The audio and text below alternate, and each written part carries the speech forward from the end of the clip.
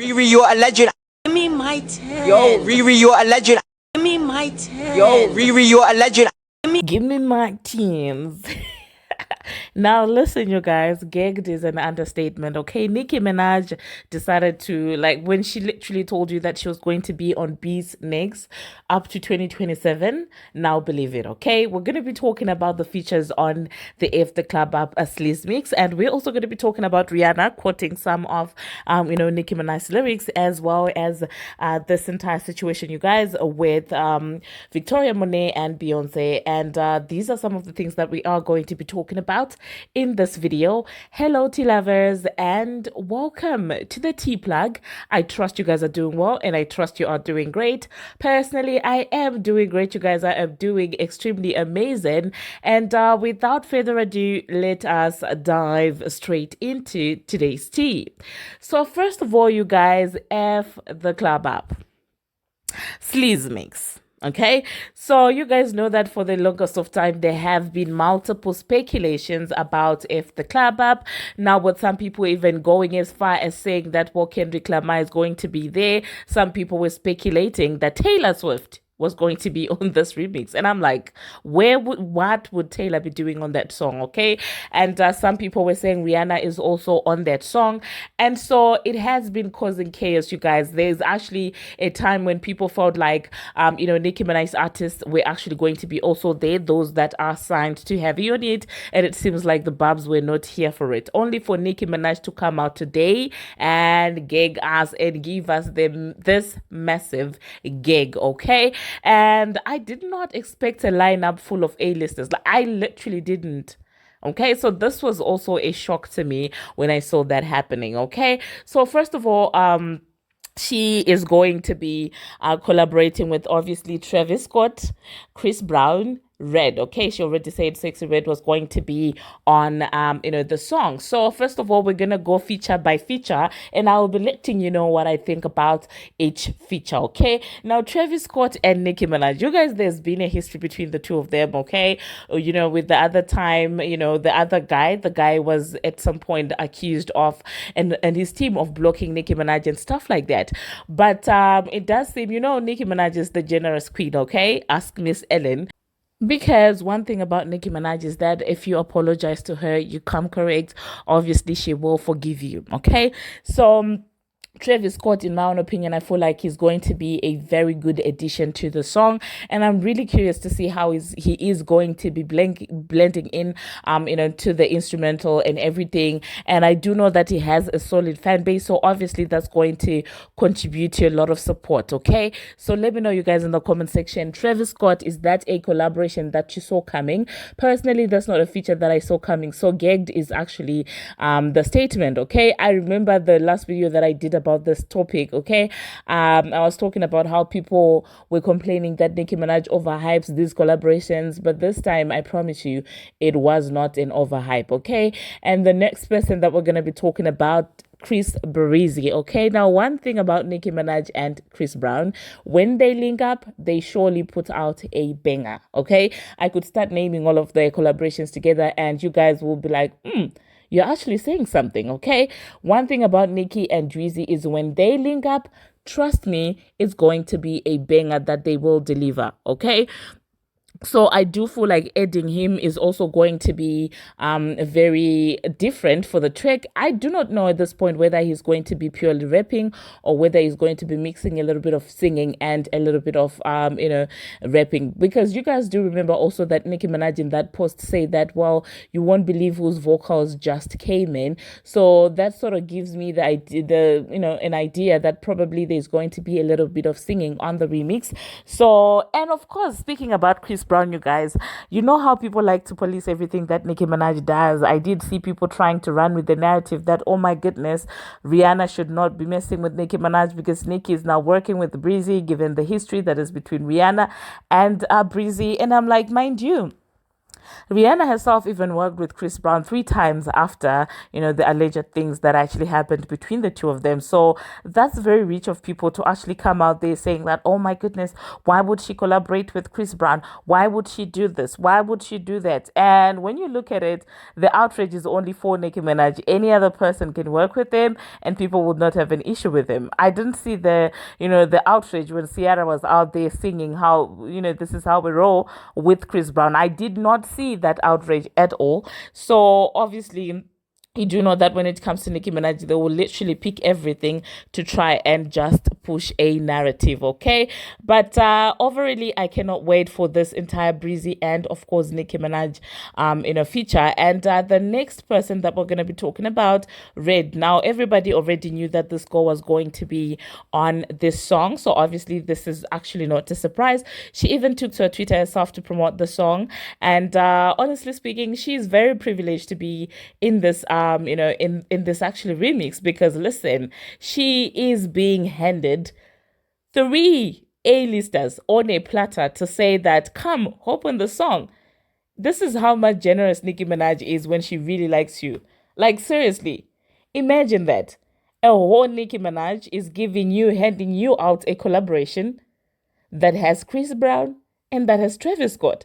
Because if it was a verse swap for the song that she did with her, the Pound Town song, if it was a verse swap, Nicki Minaj could have easily said, okay, you will be on a song where it's just me, and that's good enough for a verse swap. But the fact that she's generous enough to say, come here, hop on the song with Travis Scott, with Chris Brown, honestly speaking, I do not understand how people dislike this woman, because that's very kind of her.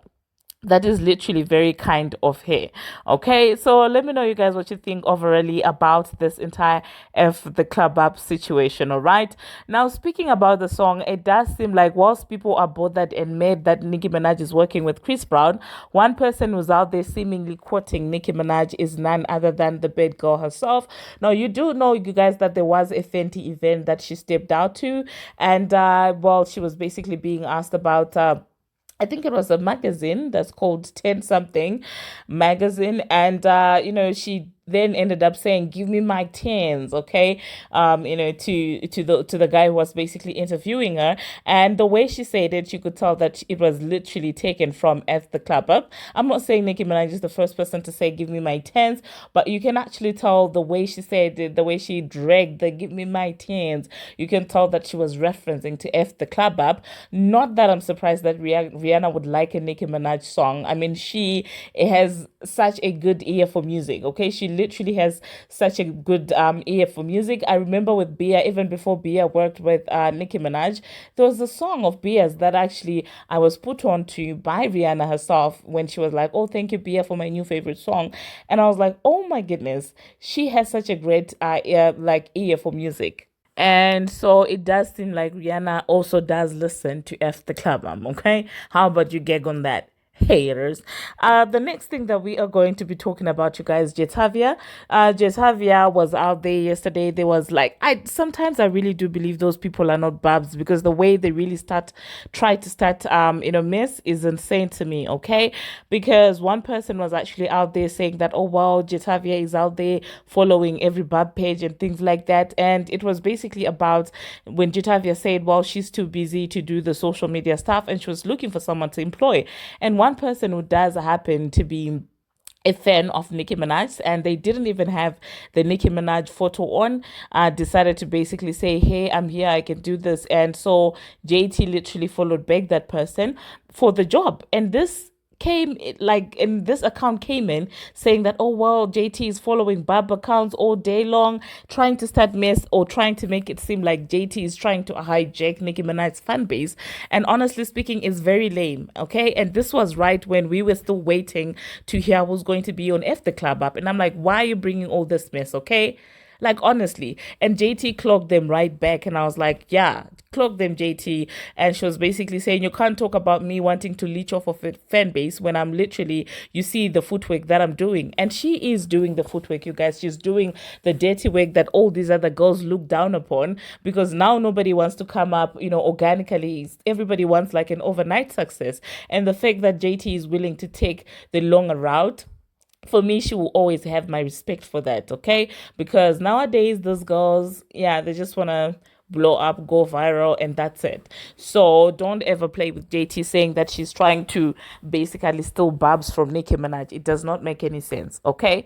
The next thing that we are going to be talking about, you guys, and I love how JT ignored that, because even today she was out here hyping up F the club up, okay? She actually did tweet about the announcement and things like that, and she was like, oh my goodness, I'm so gagged by the collaborations and stuff like that. So I love to see JT being smart and not falling into the bait of these people falling, these people posing as as Barbz. The next thing that we are going to be talking about, Victoria Monet was out there excited that Beyonce sent her some flowers, and she was very excited about it. I mean, I'm not surprised. She wrote an entire eulogy.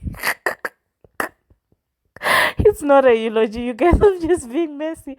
Well, she wrote an entire paragraph appreciating Beyonce and, doing that thing that she does each time she meets someone. Because when she meets someone, she's always writing like an essay of how great that person is. And that's really beautiful to watch her giving people, their flowers whilst they are still alive. So I guess she got appreciated finally for that living person eulogy that she wrote. The next thing that you guys we are going to be talking about, Drizzy is being accused of hijacking Nicki Minaj's hashtag and basically sabotaging her in Canada. We spoke shortly about it in the morning when we were saying, oh my goodness, Drake's I don't know, robots are out there hijacking the Nicki Minaj's hashtag. It does seem like people really are convinced that there's something that is brewing between the two of them. For me, I've always felt like he's kind of funny, so honestly speaking, this is not catching me by surprise, and it seems like people are finally catching up to what exactly this man is trying to do with Nicki Minaj. Honestly, the dynamics I still don't understand up to now. Is it obsession? Is it he genuinely doesn't like her? Like, what's tea with Drizzy? Okay, and so people started also putting on think pieces together from that statement that Nicki Minaj put out when she was talking about how the Canadian immigrations was out there messing with her, delaying her and stuff like that. And she also pointed out that the last time that she went for the OVO festival, she didn't get through, like there was nothing like that happened. So people started saying, oh, she was indirectly saying that it is Drake. And she also said they wanted to have a moment for life so bad. So people were like, oh my goodness, it's Drizzy that she's referring to. So at this point, personally, I don't know, but then I wouldn't be surprised that Drake would feel some type of way about Nicki Minaj coming to his home country. You do know that the man really likes to be the center of attention, and the fact that personally with the entire Sexy Red situation up to now, I haven't understood exactly how that works, because at the beginning, you guys, nobody was checking for Red like that, and Nicki Minaj came through and people were clowning the Pound Town song, and Nicki Minaj decided to do to give Red a feature on Pound Town, okay? And all of a sudden, Drake becomes obsessed with Sexy Red out of nowhere, like literally out of nowhere. Now, I don't understand, you guys. I don't understand how that worked, honestly.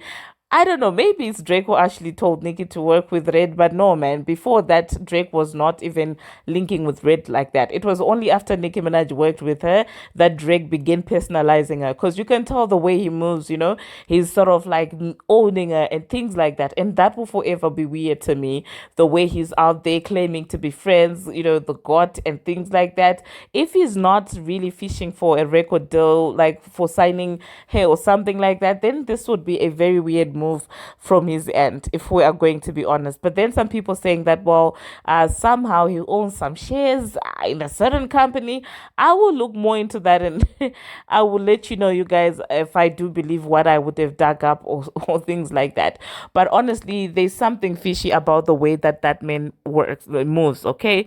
And especially the hashtag hijacking, Honestly speaking, that is just so lame on so many levels. And it's not the first time that this man has been accused of robots. And the fact that he's able to do it with to someone like Nicki Minaj, who's had his back, is insane to me. And but when you look at it, you guys, the way he was rolling with Young Money back in the day and everything like that, now I'm beginning to realize that he was never really probably, Young Money at heart, like everyone else in that group. Do you get what I'm saying? It was maybe an issue where, Young Money was why am I saying Young Money? It was probably an issue where Young Money was the popping thing at that time. So he decided to hang with them and ride their wave. And once he got a little bit of clout and he was able to stand on his own, he felt like he no longer needed them. And the Nicki Minaj H train really made him feel like Nicki will forever be irrelevant and you'll be the only one at the top. And he does seem like the guy who doesn't like to see the people that he up with on the top. Okay, so I'm sorry, it's just a vibe. I'm not saying it's law. I'm not saying it's true.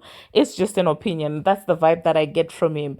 That he loves being, the center of attention. He loves being, the one winning and things like that. So I think that he thought that Nicki Minaj was a done deal when the H train happened, and only to see her coming up again and, making waves. And I guess that sort of made him mad because at a certain point in time, he was not standing with Nicki Minaj. He was ready to switch sides at any moment. Okay, he was literally ready to switch sides. So, and the fact that he cannot move around saying that he hit it with Nicki Minaj, also I feel like it hurts his ego as well. So imagine, this person did not agree to sleep with you. Number one, this person, you thought she was done for, and you're out here inviting ops to the stage. When the entire industry is going against them, you're joining the industry. You're going against somebody who was writing for you when you were nobody, and you think they're over and they're done for, only for them to come out and show you that at the end of the day they're not done for.